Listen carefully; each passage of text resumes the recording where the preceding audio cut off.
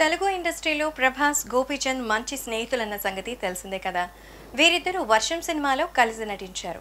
Prabhas hero అయితే Gopichand villain గా ఇరగదీశాడు. ఆ తర్వాత గోపీచంద్ హీరోగా ఆయనకంటూ ఒక గుర్తింపును తెచ్చుకున్నాడు. అంతేకాదు, గోపీచంద్ హీరోగా జిల్ సినిమాను తన యువి క్రియేషన్స్ బ్యానర్లో నిర్మించాడు ప్రభాస్. లౌక్యం తర్వాత గోపీచంద్ హిట్ కోసం ముఖం వాచిపోయాడు.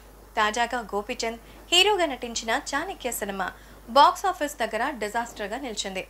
ఈ సినిమా రిలీజ్కి ముందుగా గోపీచంద్ నిర్మాత భోగవల్లి ప్రసాద్ నిర్మాణంలో కొత్త దర్శకుడితో ఒక సినిమాకి శ్రీకారం చుట్టారు. అలాగే కొబ్బరికాయ కొట్టి ముహూర్తం షాట్ చేశారు. తాజాగా బాక్స్ ఆఫీస్ దగ్గర గోపీచంద్ నటించిన చాణక్య ఫలితాన్ని చూసి అతనితో సినిమా చేయాలన్న ఆలోచనని విరమించుకున్నారు అన్నట్టు టాక్ వినిపిస్తోంది.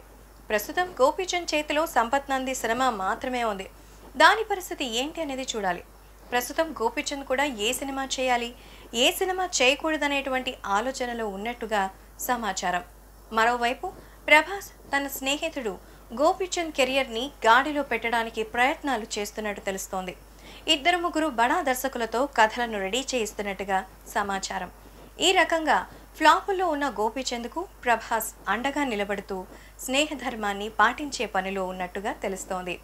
ఏది ఏవైనా ప్రభాస్ చేస్తున్న పని అమేజింగే కదా.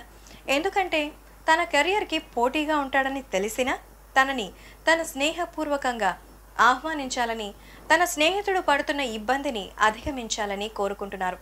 అసలు మనం చెప్పుకోవాలంటే వర్షం సినిమాలో ప్రభాస్ని ఏ రేంజ్లో చూపిస్తారో మరి అలాగే గోపీచంద్ని కూడా అంతే అద్భుతంగా చూపిస్తారు.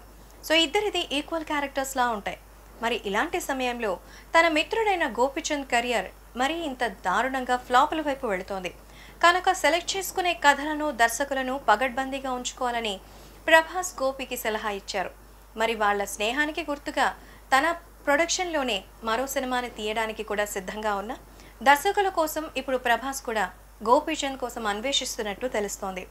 మరి స్నేహితుడు చేపట్టిన ఈ ప్రయత్నం విజయవంతం కావాలని, గోపికి భవిష్యత్తులో ఒక మంచి హిట్ రావాలని కోరుకుందాం. మేము చేసే వీడియోస్ మీ మొబైల్ కి నోటిఫికేషన్ గా రావాలంటే మా ఛానల్ ని సబ్స్క్రైబ్ చేసుకుని పక్కనే ఉన్న బెల్ ఐకాన్ ని యాక్టివేట్ చేసుకోండి.